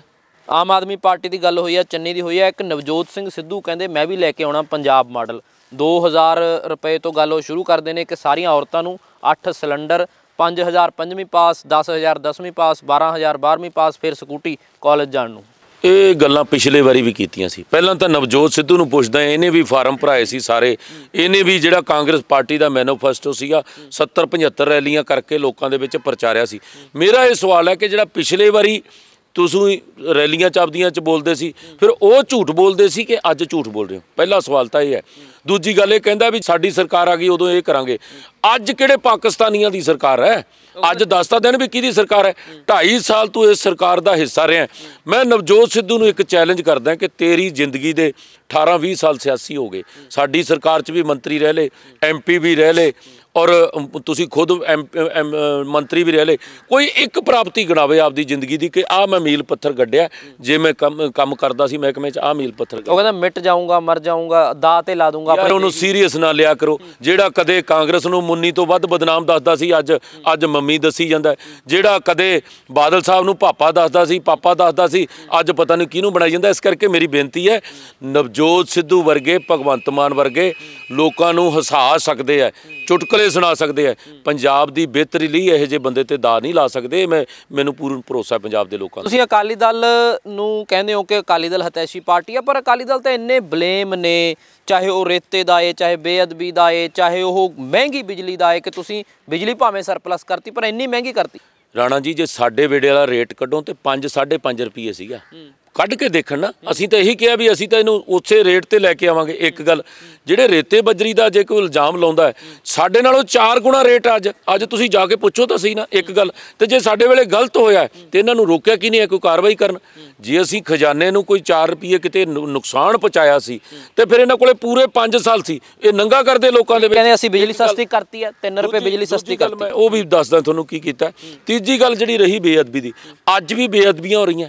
ਅਸੀਂ ਕਿਹਾ ਸੀ ਕਿ ਬੇਅਦਬੀ ਦੇ ਨਾਂ ਤੇ ਸਿਆਸਤ ਨਾ ਕਰੋ, ਜਿਹੜੇ ਜ਼ਿੰਮੇਵਾਰ ਲੋਕ ਹਨ ਉਹਦੇ ਖਿਲਾਫ ਕਾਰਵਾਈ ਕਰੋ, ਔਰ ਤੁਹਾਡੇ ਸਾਹਮਣੇ ਹੈ ਅੱਜ ਵੀ ਕਿੰਨੀਆਂ ਹੋ ਰਹੀਆਂ। ਇਹ ਸਾਡੇ ਲਈ ਫਿਕਰਮੰਦੀ ਹੋਣੀ ਚਾਹੀਦੀ ਹੈ। ਇਹੋ ਜਿਹੇ ਮੁੱਦਿਆਂ ਤੇ ਸਿਆਸਤ ਨਹੀਂ ਹੋਣੀ ਚਾਹੀਦੀ। ਗੱਲ ਨਸ਼ਿਆਂ ਦੀ ਕਰਦੇ ਸੀਗੇ, ਅੱਜ ਕਿਵੇਂ ਹੈ? ਅੱਜ ਇਹਨਾਂ ਦੇ ਖੁਦ ਮੰਤਰੀ MLA ਨੇ ਕਿਹਾ ਕਿ ਨਸ਼ਾ ਵਧਿਆ, ਤੇ ਕੀ ਇਹਨਾਂ ਨੇ ਨਸ਼ਿਆਂ ਦੇ ਮੁੱਦੇ ਤੇ ਕੀਤਾ? ਕੱਲਾ ਪੋਲੀਟੀਕਲ ਡਰਾਮਾ ਕੀਤਾ, ਇਸ ਤੋਂ ਇਲਾਵਾ ਕੋਈ ਬੰਦਾ ਦੱਸੋ। ਜੀਠੀਆ ਸਾਹਿਬ ਤੇ ਕਹਿੰਦੇ FIR ਕੀਤੀ ਹੈ। FIR ਇਹ ਪਹਿਲੀ ਵਾਰੀ ਸੁਣਿਆ ਹੈ ਕਿ 12 ਦਿਨ ਦਾ DGP ਲਾ ਕੇ DGP ਥਾਣੇਦਾਰ ਬਣ ਗਿਆ ਤੇ ਆਪ ਹੀ ਪਰਚਾ ਦਰਜ ਕਰਤਾ, ਤੇ ਕੀ ਬਣਿਆ ਫਿਰ ਅਦਾਲਤ ਦੇ ਵਿੱਚ। ਇਸ ਕਰਕੇ ਮੈਂ ਬੇਨਤੀ ਇਸ ਗੱਲ ਦੀ ਕਰਾਂ ਕਿ ਇਹ ਲੋਕਾਂ ਨੂੰ ਸਿਰਦ ਮੁੱਖ ਮੰਤਰੀ ਦੀ ਲੋੜ ਹੈ, ਸਟੇਬਲ ਸਰਕਾਰ ਦੀ ਲੋੜ ਹੈ, ਲੋਕਾਂ ਨੂੰ ਬਦਲਾ ਲਊ ਭਾਵਨਾ ਨਾਲ, ਇੱਕ ਦੂਜੇ ਨੂੰ ਨੀਵਾਂ ਦਿਖਾਉਣ ਵਾਲੇ ਮੁੱਖ ਮੰਤਰੀ ਦੀ ਲੋੜ ਨਹੀਂ ਹੈ। ਇਹ 24 ਘੰਟੇ ਸਿੱਧੂ ਵਰਗੇ ਠੋਕੋ ਤਾੜੀ ਚੌਕਾ ਛਿੱਕਾ, ਇਹ ਕੋਈ ਯਾਰ ਗੱਲਾਂ ਸਰਕਾਰ ਚਲਾਉਣ ਵਾਲੀਆਂ। ਹੁਣ ਕੱਲ ਭਗਵੰਤ ਮਾਨ ਨੂੰ ਮੰਨ ਲਓ ਮੁੱਖ ਮੰਤਰੀ ਦਾ ਚਿਹਰਾ ਲਾਹਨਤਾ, ਤੇ ਜਿਹੜਾ ਬੰਦਾ ਮਾਂ ਦੀ ਸਹੁੰ ਚੱਕ ਕੇ ਆਪਦੇ ਵਰਕਰਾਂ ਨੂੰ ਯਕੀਨ ਦਿਵਾਵੇ ਮੈਂ ਸ਼ਰਾਬ ਨਹੀਂ ਪੀਂਦਾ, ਤੇ ਉਹਦੇ ਤੇ ਪੰਜਾਬ ਦੇ ਲੋਕ ਕਿਵੇਂ ਭਰੋਸਾ ਕਰ ਲੈਣ। 7 ਦਿਨਾਂ ਬਾਅਦ ਤੁਹਾਡੇ ਪੱਤਰਕਾਰ ਭਾਈਚਾਰੇ ਨਾਲ ਦਾਰੂ ਪੀ ਕੇ ਫੇਰ ਲੜ ਪਿਆ, ਫਿਰ ਲੋਕ ਸਭਾ ਦੇ ਵਿੱਚ ਰੌਲਾ ਪੈ ਗਿਆ ਵੀ ਫਿਰ ਦਾਰੂ ਪੀ ਕੇ ਆ ਗਿਆ। ਇਸ ਕਰਕੇ ਕਹਿੰਦੇ ਮੇਰੀ ਨਿੱਜੀ ਜ਼ਿੰਦਗੀ ਹੈਗੀ, ਨਿੱਜੀ ਜ਼ਿੰਦਗੀ ਹੈ, ਤੂੰ ਦਾਰੂ ਪੀ ਕੇ ਕਿਸੇ ਪਾਕਿਸਤਾਨ ਵਾਲਿਆਂ ਨਾਲ ਸਮਝੌਤਾ ਕਰ ਲੈ, ਫਿਰ ਸਾਡਾ ਕੀ ਬਣੂਗਾ। ਇਸ ਕਰਕੇ ਮੇਰੀ ਬੇਨਤੀ ਹੈ ਕਿ ਇਹ ਬੜੇ ਸੀਰੀਅਸ ਮੁੱਦਾ ਹੈ, ਬਾਰਡਰ ਸਟੇਟ ਹੈ, ਅਸੀਂ ਰਿਸਕ ਜਾਂ ਐਕਸਪੈਰੀਮੈਂਟ ਦੇ ਮੂਡ 'ਚ ਨਹੀਂ ਹੈ ਪੰਜਾਬ ਦੇ ਲੋਕ। ਸ਼੍ਰੋਮਣੀ ਅਕਾਲੀ ਦਲ ਨੇ ਜਿਸ ਕਿਸਮ ਦਾ ਵਿਕਾਸ ਪਿਛਲੇ 10 ਸਾਲਾਂ 'ਚ ਕਰਾਇਆ, ਅੱਜ ਜੇ ਬਿਜਲੀ ਸਰਪਲਸ ਕਹੀ ਸੀ ਹੋਈ ਕਿ ਨਹੀਂ ਹੋਈ, ਅੱਜ ਜੇ ਇੰਟਰਨੈਸ਼ਨਲ ਏਅਰਪੋਰਟ ਚਲਾਏ, ਇਹ ਵੱਖਰੀ ਗੱਲ ਹੈ ਕਿ ਮੋਦੀ ਦੀ ਸਰਕਾਰ ਇੰਟਰਨੈਸ਼ਨਲ ਫਲਾਈਟਾਂ ਚੱਲਣ ਨਹੀਂ ਦਿੰਦੀ। 4000 ਕਰੋੜ ਰੁਪਈਆ ਪੰਜਾਬੀਆਂ ਦਾ ਬਚ ਸਕਦਾ ਸਾਲ ਦਾ ਜੇ ਸਾਡੀਆਂ ਚੰਡੀਗੜ੍ਹ ਤੋਂ ਅੰਮ੍ਰਿਤਸਰ ਤੋਂ ਫਲਾਈਟਾਂ ਚੱਲ ਪੈਣ। ਕਿੰਨਾ ਵਧੀਆ ਇਸ ਸਿਸਟਮ ਬਣਾਇਆ, ਰੋਡ ਨੈਟਵਰਕ ਕਿੰਨਾ ਵਧੀਆ ਕੀਤਾ। ਐਜੂਕੇਸ਼ਨ ਜਿਹੜਾ ਕੈਪਟਨ ਅਮਰਿੰਦਰ ਸਿੰਘ ਪਿਛਲੀ ਸਰਕਾਰ 'ਚ 17ਵੀਂ ਥਾਂ 'ਤੇ ਛੱਡ ਕੇ ਗਏ ਸੀ, 78000 ਟੀਚਰ ਭਰਤੀ ਕਰਕੇ ਅਸੀਂ 3ਜੀ ਥਾਂ ਤੇ ਲੈ ਕੇ ਆਂਦਾ। ਡਾਕਟਰ ਨਰਸਾਂ ਤੇ ਹਸਪਤਾਲਾਂ ਨੂੰ ਠੀਕ ਕਰਕੇ ਅਸੀਂ ਜਿਹੜਾ 23ਵੇਂ ਥਾਂ ਤੋਂ 5ਵੇਂ ਥਾਂ ਤੇ ਲੈ ਕੇ ਆਂਦਾ। ਆਹ ਹੁੰਦੇ ਆ ਪੈਮਾਨੇ ਡਿਵੈਲਪਮੈਂਟ ਦੇ। ਅੱਛਾ, ਇੱਕ ਟਾਈਲਾਂ ਲਾਉਣਾ ਕੱਲਾ ਡਿਵੈਲਪਮੈਂਟ ਨਹੀਂ ਹੁੰਦੀ। ਬਰਾੜ ਸਾਹਿਬ, ਇੱਕ ਆਮ ਆਦਮੀ ਪਾਰਟੀ ਜਿਹੜੀ ਸਭ ਤੋਂ ਵੱਧ ਪ੍ਰਚਾਰ ਕਰ ਰਹੀ ਹੈ, ਉਹ ਕਹਿੰਦੀ ਸਾਡੇ ਕੈਂਡੀਡੇਟ ਜਿਹੜੇ ਨੇ ਉਹ ਇਮਾਨਦਾਰ ਕੈਂਡੀਡੇਟ ਨੇ, ਅਸੀਂ ਚੰਗੀ ਛਵੀ ਵਾਲੇ ਲੋਕਾਂ ਨੂੰ ਅੱਗੇ ਲੈ ਕੇ ਆਉਣਾ, ਤੁਸੀਂ ਉਹਨਾਂ ਨੂੰ ਚੁਣਿਓ, ਝਾੜੂ ਤੇ ਵੋਟ ਪਾਇਓ, ਝਾੜੂ ਤੇ ਬਟਨ ਦਬਿਓ ਝਾੜੂ ਦਾ। ਜੇ ਐਡੇ ਇਮਾਨਦਾਰੀ ਵਾਲੇ ਸੀਗਾ, ਕੱਲ ਫਿਰੋਜ਼ਪੁਰ ਵਾਲਾ ਮੈਂ ਲੀਡਰ ਪਾਰਟੀਆਂ ਬਦਲਦੇ ਤਾਂ ਦੇਖਿਆ, ਟਿਕਟ ਲੈ ਕੇ ਭੱਜਦਾ ਪਹਿਲੀ ਵਾਰੀ ਦੇਖਿਆ। ਆਮ ਆਦਮੀ ਪਾਰਟੀ ਦਾ ਵੇਲਾ ਵਹਾ ਚੁੱਕਿਆ। ਔਰ ਜੇ ਪਿਛਲੇ ਵਾਰੀ ਇਹਨਾਂ ਨੇ ਆਪ ਦਾ ਸੀ ਵੋਟਰ ਕੇਜਰੀਵਾਲ ਜਾਂ ਕੇਜਰੀਵਾਲ ਦੇ ਮਿੱਤਰ ਦਾ ਸਰਵੇ ਹੈ, ਪਿਛਲੇ ਵਾਰੀ ਕਹਿੰਦਾ 100 ਆਉਣਗੀਆਂ 20 ਆਈਆਂ, ਇਸ ਵਾਰੀ ਸੀ ਵੋਟਰ ਹੀ ਕਹਿੰਦਾ 50 ਆਉਣੀਆਂ ਤੇ 5 ਆ ਜਾਣੀਆਂ। ਇਸ ਕਰਕੇ ਮੇਰੀ ਬੇਨਤੀ ਇਸ ਗੱਲ ਦੀ ਹੈ ਕਿ ਅੱਜ 50-55 ਕੈਂਡੀਡੇਟ ਦੂਜੀਆਂ ਪਾਰਟੀਆਂ 'ਚ ਇੰਪੋਰਟ ਕੀਤੇ ਆ। ਇਹਦਾ ਮਤਲਬ ਜਿੰਨਾ ਚਿਰ ਤਾਂ ਉਹ ਅਕਾਲੀ ਦਲ 'ਚ ਸੀ, ਅੱਜ ਜਿਹੜਾ ਪਟਿਆਲੇ ਵਾਲਾ ਮੇਅਰ ਕੋਹਲੀ, ਉਹਨਾਂ ਚਿਰ ਤਾਂ ਉਹ ਬਹੁਤ ਬਦਨਾਮ ਹੋਊਗਾ, ਉਹਨਾਂ ਚਿਰ ਉਹ ਕਰਪਟ ਹੋਊਗਾ। ਜਦੋਂ ਇਹਨਾਂ ਦੇ ਇੱਕ ਫੁਹਾਰੇ ਵਿੱਚ ਦੀ ਲੰਘ ਜਾਂਦਾ ਹੈ, ਜਦੋਂ ਤੱਕੜੀ ਪਾ ਲੈਂਦਾ ਆਪਦੇ ਗਲ 'ਚ ਪਰਨਾ, ਉਦੋਂ ਉਹ ਸਾਫ਼ ਹੋ ਜਾਂਦਾ। 55 ਕੈਂਡੀਡੇਟ ਰਾਣਾ ਜੀ, ਮੈਂ ਤੁਹਾਨੂੰ ਇੱਕ ਦਿੰਦਾ ਹੈ ਰਿਪੋਰਟ, ਔਨ ਰਿਕਾਰਡ ਹੈ। 55 ਕੈਂਡੀਡੇਟ ਜਿਹੜੇ ਲਗਭਗ ਹੈਗੇ ਆ ਉਹ ਦੂਜੀਆਂ ਪਾਰਟੀਆਂ 'ਚੋਂ ਲਿਆਂਦੇ ਆ। ਇਹਨਾਂ ਕੋਲ ਕਿਹੜਾ ਸੈਨੇਟਾਈਜ਼ਰ ਹੈ ਇਹੋ ਜਿਹਾ ਜਿਹੜਾ ਮਿੰਟ 'ਚ ਇਮਾਨਦਾਰ ਕਰ ਲੈਂਦੇ ਆ ਬੰਦੇ ਨੂੰ। ਇਸ ਕਰਕੇ ਇਹ ਝੂਠ ਦੀ ਰਾਜਨੀਤੀ ਹੈ। ਮੈਂ ਕੇਜਰੀਵਾਲ ਨੂੰ ਸਵਾਲ ਪੁੱਛਦਾ ਕਿ 2 ਵਪਾਰੀਆਂ ਨੂੰ ਰਾਜ ਸਭਾ ਦੀਆਂ ਟਿਕਟਾਂ ਜਿਹੜੀਆਂ ਦਿੱਤੀਆਂ ਸੀ, ਉਹ ਕੀ ਲੱਗਦੇ ਸੀ ਤੁਹਾਡੀ ਪਾਰਟੀ ਦੇ? ਜਿਹੜੀ ਗੱਲ ਹਜ਼ਾਰੇ ਨੂੰ ਕਿਉਂ ਨਹੀਂ ਭੇਜਿਆ, ਜੋਗਿੰਦਰ ਯਾਦਵ ਨੂੰ ਕਿਉਂ ਨਹੀਂ ਭੇਜਿਆ, ਪ੍ਰਸ਼ਾਂਤ ਭੂਸ਼ਣ ਨੂੰ ਕਿਉਂ ਨਹੀਂ ਰਾਜ ਸਭਾ 'ਚ ਭੇਜਿਆ, ਕੁਮਾਰ ਵਿਸ਼ਵਾਸ ਨੂੰ ਕਿਉਂ ਨਹੀਂ ਭੇਜਿਆ? ਬਰਾੜ ਸਾਹਿਬ, ਜਿਹੜੀ ਗੱਲ ਸਭ ਤੋਂ ਵੱਧ ਪ੍ਰਚਾਰ ਰਹੇ ਨੇ ਆਮ ਆਦਮੀ ਪਾਰਟੀ ਵਾਲੇ, ਉਹ ਕਹਿੰਦੇ ਕਿ ਤੁਸੀਂ ਅਕਾਲੀ ਦਲ ਵੀ ਦੇਖ ਲਿਆ 18-19 ਸਾਲ, ਤੁਸੀਂ 25 ਸਾਲ ਕਾਂਗਰਸ ਵੀ ਦੇਖ ਲਈ, ਹੁਣ ਸਾਨੂੰ ਮੌਕਾ ਦਿਓ ਇਸ ਵਾਰ। ਮੌਕਾ ਦਿਓ। ਜਿਵੇਂ 1000 ਠੇਕਾ ਦਿੱਲੀ ਦੇ ਵਿੱਚ ਖੋਲ੍ਹਿਆ, ਇਹਨਾਂ ਨੇ ਤਾਂ ਲੇਡੀਜ਼ ਲਈ ਠੇਕੇ ਵੀ ਖੋਲ੍ਹਤੇ ਆ ਦਿੱਲੀ ਦੇ ਵਿੱਚ। ਦਿੱਲੀ ਦੇ ਵਿੱਚ ਕੋਈ ਇੱਕ ਮਾਰਕਾ ਤਾਂ ਦੱਸ ਦੇਣਾ, ਇੱਥੇ ਆ ਕੇ ਗਰੰਟੀ ਦਿੰਦਾ, ਕਹਿੰਦਾ ਮੈਂ 300 ਯੂਨਿਟ ਬਿਜਲੀ ਦੇਊਂਗਾ, ਤੇ ਜਿੱਥੇ ਦਿੱਲੀ 'ਚ ਬੈਠਾ ਹੈ ਮੁੱਖ ਮੰਤਰੀ ਹੈ, ਤੂੰ ਕਹਿੰਦਾ ਬਜਟ ਸਰਪਲਸ ਹੈ, ਪਹਿਲਾਂ ਉੱਥੇ ਤਾਂ ਦੇ ਲਾ। ਇੱਥੇ ਆ ਕੇ ਕਹਿੰਦਾ ਮੈਂ 1000 ਰੁਪਇਆ ਬੀਬੀਆਂ ਦੇ ਅਕਾਊਂਟ 'ਚ ਪਾਊਂਗਾ, ਔਰ ਤੂੰ ਜਿੱਥੇ ਦਿੱਲੀ 'ਚ ਬੈਠਾ ਹੈ, ਜਿੱਥੇ ਕਹਿਣਾ ਬਜਟ ਸਰਪਲਸ ਹੈ, ਫਿਰ ਉੱਥੇ ਤਾਂ ਦੇ ਲਾ। ਸਿਰੇ ਦਾ ਝੂਠਾ ਬੰਦਾ। ਕਿਸੇ ਬੰਦਾ ਇੱਕ ਗੱਲ ਤੇ ਤਾਂ ਖੜੇ ਨਾ, ਕਿਸੇ ਜ਼ਬਾਨ ਰਾਣਾ ਜੀ, ਜੇ ਪਿੰਡ 'ਚ ਜ਼ੁਬਾਨ ਵਾਲਾ ਬੰਦਾ ਨਾ ਹੋਵੇ, ਉਹਨੂੰ 10 ਰੁਪਏ ਦਾ ਨੂਣ ਨਹੀਂ ਦਿੰਦਾ ਹੱਟੀ ਤੋਂ ਕੋਈ। ਤੇ ਜੇ ਅਮੀਰ ਬੰਦਾ ਕੋਈ ਹੋਵੇ, ਬੇਜ਼ੁਬਾਨਾ ਹੋਵੇ, ਤੇ ਉਹਦੇ ਸੀਰੀ ਸਾਂਝੀ ਨਹੀਂ ਕੁਰਲਦਾ। ਇਹਨੇ ਸਭ ਤੋਂ ਪਹਿਲਾਂ ਕਿਹਾ ਮੈਂ ਸਿਆਸਤ 'ਚ ਨਹੀਂ ਆਊਂਗਾ, ਫਿਰ ਇਹਨੇ ਕਿਹਾ ਮੈਂ ਇਲੈਕਸ਼ਨ ਹੀ ਲੜੂੰਗਾ। ਫਿਰ ਜਦੋਂ ਇਲੈਕਸ਼ਨ ਲੜਦਾ ਸੀ ਤੇ ਕਹਿੰਦਾ ਮੈਂ ਨਾ ਕਾਂਗਰਸ ਨਾਲ ਰਲਾ, ਨਾ ਮੈਂ BJP ਨਾਲ ਰਲਾ, ਬੱਚਿਆਂ ਦੀ ਸਹੁੰ ਖਾ ਗਿਆ। ਤੇ ਫਿਰ ਜਦੋਂ ਲੋੜ ਪੈਗੀ, ਬੱਚਿਆਂ ਦੀ ਸਹੁੰ ਤੋੜ ਕੇ ਕਾਂਗਰਸ ਨਾਲ ਜਾ ਕੇ ਸਰਕਾਰ ਬਣਾ ਲਈ। ਮੈਂ ਪੰਜਾਬੀਆਂ ਨੂੰ ਇੱਕ ਗੱਲ ਤੁਹਾਡੇ ਰਾਹੀਂ ਪੁੱਛਣੀ ਚਾਹੁੰਦਾ ਹਾਂ, ਜਿਹੜਾ ਬੰਦਾ ਬੱਚਿਆਂ ਦੀ ਸਹੁੰ ਖਾ ਕੇ ਮੁੱਕਰ ਸਕਦਾ ਹੈ, ਕੀ ਪੰਜਾਬੀ ਉਹਦੇ ਤੇ ਕੋਈ ਭਰੋਸਾ ਕਰ ਸਕਦੇ ਆ? ਫਿਰ ਕਹਿੰਦਾ ਸੀ ਗਾੜੀ ਨਹੀਂ ਲਊਂਗਾ, ਅੱਜ ਵੱਡੀਆਂ ਗੱਡੀਆਂ, ਬੰਗਲਾ ਨਹੀਂ ਲਊਂਗਾ। 4 ਘਰ ਜੋੜ ਕੇ 8 ਕਰੋੜ ਰੁਪਈਆ ਲਾਇਆ ਸੀ ਰੈਨੋਵੇਸ਼ਨ ਤੇ ਉਸ ਵੇਲੇ, ਤੇ 7 ਸਾਲਾਂ ਬਾਅਦ ਅੱਜ 7.5 ਕਰੋੜ ਫੇਰ ਲਾਈ ਜਾਂਦਾ। ਤੁਸੀਂ ਵੀ ਉਸੇ ਤਰ੍ਹਾਂ ਸੀ ਨਾ, ਅਕਾਲੀ ਦਲ ਕੋਲ ਵੀ ਸਰਕਾਰੀ ਰਿਹਾਇਸ਼ਾਂ ਨੇ, ਗੱਡੀਆਂ ਨੇ, ਸਾਰਾ ਕੁਝ। ਵੱਖਰਾ ਕੀ ਹੈ? ਫਿਰ ਵੱਖਰਾ ਕੀ ਹੈ ਨਾ, ਮੈਂ ਇਹੀ ਤਾਂ ਸਵਾਲ ਪੁੱਛਦਾ। ਜਿਹੜੀ ਮੈਂ ਬੰਗਲੇ ਦੀ ਗੱਲ ਕਰਤੀ ਆ, 8 ਕਰੋੜ ਉਦੋਂ ਲਾਇਆ, 7.5 ਕਰੋੜ ਹੁਣ ਰੈਨੋਵੇਸ਼ਨ ਤੇ ਲਾਈ ਜਾਂਦਾ। ਤੇ ਜਿਹੜਾ ਕਹਿੰਦਾ ਸੀ ਤਨਖਾਹ ਨਹੀਂ ਲਊਂਗਾ, ਮੈਂ ਤਾਂ ਰੇਲ ਤੇ ਹੀ ਆ ਜਾ ਕਰੂੰਗਾ, ਅੱਜ ਸਾਰੇ ਦੇਸ਼ 'ਚੋਂ ਜੇ ਕਿਸੇ MLA ਦੀ ਤਨਖਾਹ ਵੱਧਦਾ, ਦਿੱਲੀ 'ਚ ਉਹ ਕਹਿੰਦੇ ਅਸੀਂ ਭ੍ਰਿਸ਼ਟਾਚਾਰ ਨਹੀਂ ਨਾ ਕਰਦੇ, ਤਨਖਾਹ ਤੇ ਗੁਜ਼ਾਰਾ ਕਰਦੇ ਹਾਂ। ਤਨਖਾਹ ਤੁਸੀਂ ਭਾਵੇਂ 10 ਲੱਖ ਕਰ ਲਓ, ਭਾਵੇਂ 5 ਲੱਖ। ਅੱਛਾ, ਚਲੋ ਲਾਸਟ ਵਿੱਚ ਸਵਾਲ ਗੱਲ ਇਹ ਹੈ ਕਿ ਹੁਣ ਪੰਜਾਬੀਆਂ ਦੇ ਸਾਹਮਣੇ ਆਮ ਆਦਮੀ ਪਾਰਟੀ ਹੈ, ਦੂਜੇ ਪਾਸੇ ਨਵਜੋਤ ਸਿੰਘ ਸਿੱਧੂ ਪੰਜਾਬ ਮਾਡਲ ਲੈ ਕੇ ਆ ਰਹੇ ਨੇ, ਇੱਕ ਅਕਾਲੀ ਦਲ ਤੇ ਬਸਪਾ ਦਾ ਗੱਠਜੋੜ ਹੈਗਾ ਏ। ਤਾਂ ਲੋਕ ਜਦੋਂ ਹੁਣ ਚੁਣਨ, ਜਦੋਂ 20 ਫਰਵਰੀ ਨੂੰ ਵੋਟਾਂ ਪੈਣੀਆਂ ਨੇ, ਕੀ ਸੋਚਣ, ਕੀ ਸੋਚ ਕੇ ਵੋਟ ਪਾਉਣ? ਦੇਖੋ, ਮੇਰੀ ਇੱਕ ਬੇਨਤੀ ਹੈ ਤੁਹਾਡੇ ਰਾਹੀਂ, ਮੈਂ ਪੰਜਾਬੀਆਂ ਨੂੰ ਅਪੀਲ ਬੇਨਤੀ ਕਰੂੰਗਾ ਕਿ ਜਿਹੜਾ ਪੰਜਾਬ ਸਾਡਾ ਸਾਂਝਾ ਹੈ ਔਰ ਪੰਜਾਬ ਦੀ ਬਣੀ ਇੱਕੋ ਇੱਕ ਪਾਰਟੀ ਹੈ ਸ਼੍ਰੋਮਣੀ ਅਕਾਲੀ ਦਲ।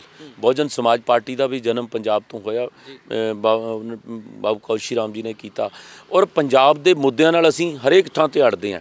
ਭਾਵੇਂ ਸਾਨੂੰ ਇੰਦਰਾ ਗਾਂਧੀ ਨਾਲ ਟੱਕਰ ਲੈਣੀ ਪਈ ਉਸ ਵੇਲੇ, ਉਹਦੇ ਨਾਲ ਵੀ ਲਈ, ਸਮੇਂ ਦੀਆਂ ਹਰੇਕ ਸਰਕਾਰ ਨਾਲ ਟੱਕਰ ਲੈਣੀ ਪਈ ਤੇ ਲਈ। ਅੱਜ ਵੀ ਜੇ 30-35 ਸਾਲ ਦਾ ਸਾਡਾ ਸਾਥ ਸੀਗਾ, ਜੇ ਪੰਜਾਬ ਨਾਲ ਧਰੋਹ ਕਮਾਇਆ ਬੀਜੇਪੀ ਨੇ ਇਹ ਬਿੱਲ ਬਣਾ ਕੇ, ਤੇ ਜਦੋਂ ਲੋਕ ਸਭਾ ਦੇ ਵਿੱਚ ਆਏ ਅਸੀਂ ਉਹਦਾ ਵਿਰੋਧ ਵੀ ਕੀਤਾ ਔਰ ਉਹਨਾਂ ਦਾ ਸਾਥ ਵੀ ਛੱਡਿਆ। ਇਸ ਕਰਕੇ ਮੈਂ ਅਪੀਲ ਬੇਨਤੀ ਕਰੂੰਗਾ ਕਿ ਪੰਜਾਬ ਦੇ ਮਸਲਿਆਂ ਪਿੱਛੇ, ਪੰਜਾਬ ਦੇ ਮੁੱਦਿਆਂ ਪਿੱਛੇ ਇੱਕੋ ਇੱਕ ਪਾਰਟੀ ਹੈ ਸ਼੍ਰੋਮਣੀ ਅਕਾਲੀ ਦਲ ਜਿਹੜੀ ਖੜ ਸਕਦੀ ਹੈ। ਔਰ ਸਰਦਾਰ ਸੁਖਬੀਰ ਸਿੰਘ ਬਾਦਲ ਇੱਕ ਵਿਜ਼ਨਰੀ ਮੁੱਖ ਮੰਤਰੀ ਹੈ। ਪਹਿਲਾਂ ਹਰ ਬੰਦਾ ਇਹ ਸੋਚਦਾ ਸੀ ਕਿ ਇਹ ਗੱਲ ਵੱਡੀ ਕਰ ਜਾਂਦੇ, ਉਹ ਪੂਰੀ ਨਹੀਂ ਹੁੰਦੀ, ਪਰ ਅੱਜ ਇੱਕ ਵੀ ਗੱਲ ਪੰਜਾਬ 'ਚ ਐਸੀ ਨਹੀਂ ਹੈ ਜਿਹੜੀ ਗੱਲ ਉਹਨਾਂ ਨੇ ਕਹੀ ਹੋਵੇ ਤੇ ਉਹ ਪੂਰੀ ਨਾ ਕੀਤੀ ਹੋਵੇ। ਇਸ ਕਰਕੇ ਪੰਜਾਬ ਦੇ ਲੋਕਾਂ ਨੂੰ ਸਟੇਬਲ ਸਰਕਾਰ ਦੀ ਲੋੜ ਹੈ, ਪੰਜਾਬ ਨਾਲ ਖੜਨ ਵਾਲੇ ਲੋਕਾਂ ਦੀ ਲੋੜ ਹੈ ਔਰ ਵਿਜ਼ਨਰੀ ਮੁੱਖ ਮੰਤਰੀ ਦੀ ਲੋੜ ਹੈ ਜਿਹੜਾ ਸ਼੍ਰੋਮਣੀ ਅਕਾਲੀ ਦਲ ਪੂਰਾ। ਸੰਯੁਕਤ ਸਮਾਜ ਮੋਰਚਾ ਬਣਿਆ, ਕਿਸਾਨ ਆਗੂਆਂ ਦੇ ਵੱਲੋਂ ਬਣਾਇਆ ਗਿਆ, ਉਹ ਵੀ ਇਸ ਵਾਰ ਕੰਟੈਸਟ ਕਰ ਰਹੇ ਨੇ। ਦੇਖੋ, ਮੈਂ ਤਾਂ ਜਿਸ ਦਿਨ ਪਹਿਲੇ ਦਿਨ ਬਣਿਆ, ਮੈਂ ਤਾਂ ਉਦੋਂ ਵੀ ਕਿਹਾ ਸੀ ਵੀ ਭਾਈ ਉਹਨਾਂ ਨੂੰ ਬੈਸਟ ਆਫ ਲੱਕ ਹੈ, ਹਰੇਕ ਬੰਦੇ ਨੂੰ ਇਲੈਕਸ਼ਨ ਲੜਨ ਦਾ ਅਧਿਕਾਰ ਹੈ। ਪਰ ਮੈਂ ਉਸ ਦੇ ਨਾਲ ਇੱਕ ਗੱਲ ਕਹੀ ਸੀ ਕਿ ਅੱਜ ਉਹਨਾਂ ਨੇ ਆਪਦੀ ਇੱਜ਼ਤ ਜਿਹੜੀ ਹੈ ਉਹ ਘਟਾ ਲਈ, ਕਿਉਂਕਿ ਜਦੋਂ ਸਾਰੇ ਜਿੱਤ ਕੇ ਆਏ ਸੀ, ਕਾਲੇ ਕਾਨੂੰਨਾਂ ਨੂੰ ਰੱਦ ਕਰਾ ਕੇ ਆਏ ਸੀ ਤੇ ਸਾਰੇ ਹੀਰੋ ਦੇ ਤੌਰ ਤੇ ਦੇਖਦੇ ਸੀ।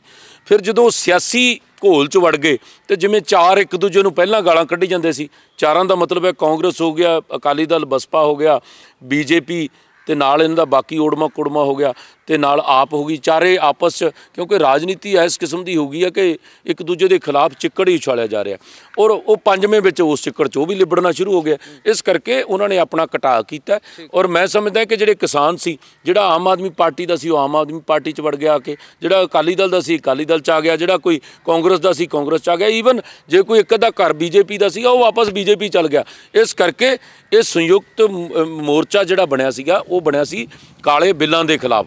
ਤੇ ਹੁਣ ਤਾਂ ਪੋਲੀਟੀਕਲ ਲੜਾਈ ਹੈ, ਹੁਣ ਰਾਜੇਵਾਲ ਸਾਹਿਬ ਐਂਡ ਪਾਰਟੀ ਜਿੰਨੇ ਵੀ ਇਲੈਕਸ਼ਨ ਲੜਨਗੇ ਬਰਾਬਰ ਦਾ ਇਲੈਕਸ਼ਨ ਹੈਗਾ ਤੇ ਪਰ ਫਿਰ ਵੀ ਮੈਂ ਤਾਂ ਵੈਲਕਮ ਹੀ ਕਰਦਾ, ਕਿਉਂਕਿ ਹਰ ਬੰਦੇ ਦਾ ਅਧਿਕਾਰ ਖੇਤਰ ਹੈ ਲੜਨਾ, ਤਾਂ ਉਹਨਾਂ ਦੀ। ਤੁਸੀਂ ਰਾਜਪੁਰੇ ਤੋਂ ਲੜ ਰਹੇ ਹੋ, ਹਰਦਿਆਲ ਕੰਬੋਜ ਤੁਹਾਡੇ ਸਾਹਮਣੇ ਨੇ, ਨੀਨਾ ਮਿੱਤਲ ਤੁਹਾਡੇ ਸਾਹਮਣੇ ਨੇ, ਹੋਰ ਵੀ ਪੋਲੀਟੀਕਲ ਪਾਰਟੀਆਂ ਆਉਣਗੀਆਂ, ਭਾਜਪਾ ਦੇ ਹਰਜੀਤ ਗਰੇਵਾਲ ਵੀ ਆ ਸਕਦੇ ਨੇ। ਤਾਂ ਹੁਣ ਜੇ ਤੁਸੀਂ ਕਹਿੰਦੇ ਹੋ ਕਿ ਤੁਹਾਨੂੰ ਵੋਟ ਪਾਓ, ਤਾਂ ਤੁਹਾਨੂੰ ਵੋਟ ਕਿਉਂ ਪਾਓ? ਤੁਸੀਂ ਵੀ ਹਲਕੇ ਦੇ ਬਾਹਰਲੇ ਹੋ, ਤੁਸੀਂ 10 ਸਾਲ ਪਹਿਲਾਂ ਵੀ ਰਾਜ ਕੀਤਾ, ਜਿਹੜਾ ਕੁਝ ਉਹ ਵੀ ਲੋਕਾਂ ਨੇ ਦੇਖਿਆ ਹੋਇਆ। ਦੇਖੋ, ਸਭ ਤੋਂ ਵੱਡਾ ਫਾਇਦਾ ਰਾਜਪੁਰੇ ਦੇ ਲੋਕਾਂ ਨੂੰ ਮਿਲਣਾ ਹੈ ਕਿ ਸਰਦਾਰ ਸੁਖਬੀਰ ਸਿੰਘ ਬਾਦਲ ਸਾਹਿਬ ਨਾਲ ਜਿਹੜੀ ਮੇਰੀ ਨੇੜਤਾ ਹੈ, ਮੈਂ ਐਜ਼ ਪੋਲੀਟੀਕਲ ਸੈਕਟਰੀ ਉਹਨਾਂ ਦੇ ਨਾਲ ਕੰਮ ਕਰਦਾ। ਜਦੋਂ ਮੁੱਖ ਮੰਤਰੀ ਪਰਮਾਤਮਾ ਦੀ ਮਿਹਰ ਨਾਲ ਉਹ ਬਣਦੇ ਹੈ ਤੇ ਮੁੱਖ ਮੰਤਰੀ ਦਾ ਦਫ਼ਤਰ ਹੀ ਰਾਜਪੁਰੇ ਦੇ ਲੋਕਾਂ ਕੋਲੇ ਹੋਣਾ ਹੈ। ਕਿਹੜਾ ਕੰਮ ਰਾਜਪੁਰੇ ਦਾ ਕਰਨਾ ਹੈ, ਨਾ ਤਾਂ ਮੁੱਖ ਮੰਤਰੀ ਸਾਹਿਬ ਨੇ ਮੈਨੂੰ ਰੋਕਣਾ ਤੇ ਨਾ ਮੈਨੂੰ ਕੋਈ ਬਹੁਤਾ ਦੱਸ ਕੇ ਕਰਨ ਦੀ ਲੋੜ ਹੈ, ਇੰਨੀ ਮੈਨੂੰ ਉਹਨਾਂ ਨੇ ਖੁੱਲ੍ਹ ਦਿੱਤੀ ਹੈ। ਔਰ ਉਹਨਾਂ ਨੇ ਇੱਥੇ ਅਨਾਊਂਸ ਕਰਕੇ ਗਏ ਆ ਕਿ ਰਾਜਪੁਰੇ ਦੇ ਲਈ ਨਹੀਂ, ਇਹ ਪੰਜਾਬ ਦੇ ਲਈ, ਮੇਰੇ ਲਈ ਕੰਮ ਕਰਦਾ ਤੇ ਮੈਨੂੰ ਨਾ ਕੋਈ ਪੁੱਛ ਕੇ ਕੰਮ ਕਰਨ ਦੀ ਲੋੜ ਹੈ ਤੇ ਨਾ ਕਦੇ ਦੱਸ ਕੇ ਕਰਨ। ਇਹ ਤਾਂ ਨਹੀਂ ਕਿ ਦੁਬਾਰਾ ਚੰਡੀਗੜ੍ਹ ਚਲੇ ਜਾਣਗੇ ਬਰਾੜ ਸਾਹਿਬ ਰਾਜਪੁਰਾ ਛੱਡ ਕੇ? ਨਹੀਂ, ਕੋਈ ਕਿਉਂ ਜਾਵਾਂਗੇ ਜੀ। ਪਰਮਾਤਮਾ ਦੀ ਮਿਹਰ ਨਾਲ ਇਹ ਜਿਹੜੇ ਹਲਕੇ ਮਿਲਣੇ, ਧਰਤੀ ਮਿਲਣੀ, ਇਹ ਪਰਮਾਤਮਾ ਦੀ ਮਿਹਰ ਹੁੰਦੀ ਹੈ ਜਾਂ ਪਾਰਟੀ ਦੀ ਦਇਆ ਦ੍ਰਿਸ਼ਟੀ ਹੁੰਦੀ ਹੈ, ਬਹੁਤ ਵੱਡਾ ਕੰਮ ਹੁੰਦਾ ਹੈ। ਮੈਂ ਪਰਮਾਤਮਾ ਮਿਹਰ ਕਰੇ ਕਿ ਜਿੰਨਾ ਚਿਰ ਹੱਡ ਪੈਰ ਚੱਲਣੇ ਅਗਲੇ 20-25 ਸਾਲ, ਮੈਂ ਰਾਜਪੁਰੇ ਦੇ ਲੋਕਾਂ ਦੀ ਬੜੀ ਇਮਾਨਦਾਰੀ ਤੇ ਦਿਆਨਤਦਾਰੀ ਨਾਲ ਸਾਰੇ ਮੁੱਦੇ ਸਮਝ ਕੇ ਰਾਜਪੁਰੇ ਦੇ ਕੱਲਾ ਤੁਸੀਂ? ਮੈਂ ਪੂਰੀ ਬਰੀਕੀ ਨਾਲ, ਮੈਂ ਕਹਿਣਾ ਰਾਜਪੁਰੇ ਦੀ ਧਰਤੀ ਤੇ ਹਰਦਿਆਲ ਕੰਬੋਜ 20 ਸਾਲਾਂ 'ਚ ਉਹਨਾਂ ਰਾਤਾਂ ਨਹੀਂ ਰਿਹਾ ਹੋਣਾ ਜਿੰਨਾ ਚਿਰ ਮੈਂ ਇੱਥੇ ਹੋ ਗਿਆ, ਕਿ ਇਹਨੂੰ ਤਾਂ ਨੀਂਦ ਹੀ ਨਹੀਂ ਆਉਂਦੀ, ਇੱਥੇ ਤਾਂ ਪਟਿਆਲੇ ਜਾ ਕੇ ਸੌਂਦਾ। ਤੇ ਮੈਂ ਜਿੱਦਣ ਦਾ ਇੱਥੇ ਆਇਆ ਮੈਂ ਕਦੇ ਗਿਆ ਹੀ ਨਹੀਂ। ਮੇਰੀ ਚੰਡੀਗੜ੍ਹ ਮੀਟਿੰਗ ਰਾਤ ਨੂੰ 10 ਵਜੇ ਵੀ ਖਤਮ ਹੋਵੇ, ਮੈਂ ਤਾਂ ਵੀ ਇੱਥੇ ਆ ਕੇ ਪੈਣਾ। ਇਸ ਕਰਕੇ ਮੈਂ ਬੇਨਤੀ ਕਰਾਂ ਕਿ ਮੈਂ ਜਿਹੜਾ ਕੰਮ ਵੀ ਕਰਦਾ ਰਾਣਾ ਜੀ, ਨਾਲੇ ਤੁਹਾਨੂੰ ਸੁਭਾਅ ਦਾ ਮੇਰੇ ਦਾ ਪਤਾ, ਮੈਂ ਜਿਹੜਾ ਕੰਮ ਕਰਦਾ ਮੈਂ ਚੱਜ ਨਾਲ ਹੀ ਕਰਦਾ, ਮੈਂ ਜਿਹੜਾ ਨਹੀਂ ਕਰਨਾ ਤਾਂ ਨਹੀਂ ਕਰਨਾ। ਇਸ ਕਰਕੇ ਸਭ ਤੋਂ ਵੱਡੀ ਗੱਲ ਹੈਗੀ ਕਿ ਨਹਿਰੀ ਪਾਣੀ ਦਾ ਮੁੱਦਾ ਹੈ, ਪੀਣ ਵਾਲੇ ਪਾਣੀ ਦਾ ਮੁੱਦਾ ਹੈ, ਸੀਵਰੇਜ ਦਾ ਮੁੱਦਾ ਹੈ, ਐਜੂਕੇਸ਼ਨ ਦਾ ਮੁੱਦਾ ਹੈ, ਹੈਲਥ ਦਾ ਮੁੱਦਾ ਹੈ, ਸਫਾਈ ਦੇ ਮਾਮਲੇ 'ਚ ਬਹੁਤ ਬੁਰਾ ਹਾਲ ਹੈਗਾ, ਉਹ ਮੁੱਦੇ ਹੈ। ਇਹ ਸਾਰੇ ਦੇ ਸਾਰੇ ਲੋਕਾਂ ਦਾ ਜੀਵਨ ਪੱਧਰ ਉੱਚਾ ਚੁੱਕਣ ਲਈ ਕਰਾਂਗੇ। ਔਰ ਵੱਡੀ ਗੱਲ ਸਾਥ ਸੁਖਬੀਰ ਸਿੰਘ ਬਾਦਲ ਸਾਹਿਬ ਨੇ ਇੱਥੋਂ ਦੇ ਲੋਕਾਂ ਨਾਲ ਆ ਕੇ ਜਿਸ ਦਿਨ ਆਏ ਸੀ ਵਾਅਦਾ ਕਰਕੇ ਗਏ ਆ ਕਿ ਮੋਹਾਲੀ ਦੀ ਤਰਜ਼ 'ਤੇ ਡਿਵੈਲਪਮੈਂਟ ਕਰਾਵਾਂਗੇ। ਜਦੋਂ ਮੋਹਾਲੀ ਦੀ ਤਰਜ਼ 'ਤੇ ਡਿਵੈਲਪਮੈਂਟ ਕਰਾਵਾਂਗੇ ਤਾਂ ਉਹਦੇ ਨਾਲ ਫਿਰ ਜਿਹੜਾ ਹੈਗਾ ਰੁਜ਼ਗਾਰ ਦੇ ਮੌਕੇ ਬਹੁਤ ਪੈਦਾ ਹੋਣਗੇ। ਇੱਥੇ ਬੋਰਡ ਲੱਗੇ ਪਏ ਹੋਣੇ ਆ, ਮੈਂ ਫੱਟੇ ਵੇਖੇ ਆ, ਕਹਿੰਦਾ ਮੈਂ ਇੰਡਸਟਰੀਅਲ ਪਾਰਕ ਲਿਆਂਦਾ। ਮੈਂ ਤੁਹਾਨੂੰ ਬੇਨਤੀ ਕਰੂੰਗਾ ਜਦੋਂ ਤੁਸੀਂ ਪਟਿਆਲੇ ਨੂੰ ਗਏ ਉਹ ਇੰਡਸਟਰੀਅਲ ਪਾਰਕ ਵੇਖਤਾ ਜਾਇਓ ਵੀ ਬਣਿਆ ਕੀ ਹੈ। ਕੱਲੇ ਹਰ ਚੀਜ਼ ਦਾ ਕਾਗਜ਼ਾਂ ਚਲਾਨ ਹੈ, ਹਰ ਰੋਜ਼ ਕਿਤੇ ਨਾ ਕਿਤੇ ਪੱਥਰ ਰੱਖ ਦਿੰਦਾ। ਕੱਲ ਪਰਸੋਂ ਇੱਥੇ ਇੱਕ ਪੱਥਰ ਰੱਖਤਾ, ਕਹਿੰਦਾ ਜੀ ਮੈਂ ਇਹਨੂੰ ਸੜਕ ਨੂੰ ਚੌੜਾ ਕਰਨਾ। ਮੈਂ ਪਤਾ ਕਰਾਇਆ, ਨਾ ਉਹਦਾ ਕੋਈ ਟੈਂਡਰ ਨਾ ਕੋਈ ਪ੍ਰੋਜੈਕਟ ਪਾਸ, ਆਪਦੇ ਠੇਕੇਦਾਰ ਰੱਖੇ, ਆਪਦਾ ਹੀ ਪੱਥਰ ਹੈ, ਜਦੋਂ ਮਰਜ਼ੀ ਰੱਖ ਲੈਂਦਾ। ਇਸ ਕਰਕੇ ਮੈਂ ਸਾਰੇ ਪੰਜਾਬੀਆਂ ਨੂੰ ਤੁਹਾਡੇ ਰਾਹੀਂ ਬੇਨਤੀ ਕਰੂੰਗਾ ਕਿ ਤਕੜੇ ਹੋ ਕੇ ਸਾਥ ਦਿਓ। ਪੰਜਾਬ ਦਾ ਜਿਹੜਾ ਭਲਾ ਹੈ ਉਹ ਸ਼੍ਰੋਮਣੀ ਅਕਾਲੀ ਦਲ ਕਰ ਸਕਦਾ, ਔਰ ਰਾਜਪੁਰੇ ਦੇ ਲੋਕਾਂ ਨੂੰ ਮੇਰੀ ਹੱਥ ਬੰਨ੍ਹ ਕੇ ਅਪੀਲ ਹੈ ਕਿ ਤਕੜੇ ਹੋ ਕੇ ਸਾਥ ਦਿਓ। ਮੈਂ ਬੜੀ ਇਮਾਨਦਾਰੀ ਨਾਲ ਲੋਕਾਂ ਦੀ ਇੱਥੇ ਰਹਿ ਕੇ ਸੇਵਾ ਕਰੂੰਗਾ। ਧੰਨਵਾਦ ਤੁਹਾਡਾ ਤੇ ਬੈਸਟ ਵਿਸ਼ੇਸ, ਸਾਡੀਆਂ ਸ਼ੁਭ ਕਾਮਨਾਵਾਂ। ਤਾਂ ਚਰਨਜੀਤ ਸਿੰਘ ਬਰਾੜ ਹੋਰਾਂ ਦੇ ਨਾਲ ਗੱਲਬਾਤ ਕੀਤੀ ਆ। ਚਰਨਜੀਤ ਸਿੰਘ ਬਰਾੜ ਨੇ ਕਿਹਾ ਕਿ ਬਹੁਤ ਨੇੜਿਓਂ ਰਾਜਪੁਰੇ ਨੂੰ ਸਮਝਿਆ, ਜਿਹੜੇ ਕੰਮ ਇੱਥੋਂ ਹੋਣ ਵਾਲੇ ਨੇ ਸਭ ਤੋਂ ਪਹਿਲਾਂ ਕਰਵਾਵਾਂਗਾ। ਹੁਣ ਲੋਕ ਦੇਖਣਗੇ ਕਿ 20 ਫਰਵਰੀ ਨੂੰ ਕਿਸ ਨੂੰ ਚੁਣਦੇ ਨੇ, ਕਿਸ ਦੀ ਸਰਕਾਰ ਪੰਜਾਬ ਦੇ ਵਿੱਚ ਬਣਦੀ ਹੈ, ਪਰ ਵਾਅਦੇ ਜਿਹੜੇ ਨੇ ਉਹ ਜ਼ਰੂਰ ਰਾਜਪੁਰੇ ਦੇ ਲੋਕਾਂ ਨਾਲ ਚਰਨਜੀਤ ਸਿੰਘ ਬਰਾੜ ਦੇ ਵੱਲੋਂ ਕੀਤੇ ਗਏ ਨੇ। ਤੁਸੀਂ ਵੀ ਜ਼ਰੂਰ ਸੋਚੋ ਵੋਟ ਪਾਉਣ ਤੋਂ ਪਹਿਲਾਂ। ਫਿਲਹਾਲ ਇਸ ਪੇਸ਼ਕਸ਼ 'ਚ ਨਹੀਂ, ਸਾਨੂੰ ਦਿਓ ਇਜਾਜ਼ਤ। ਧੰਨਵਾਦ।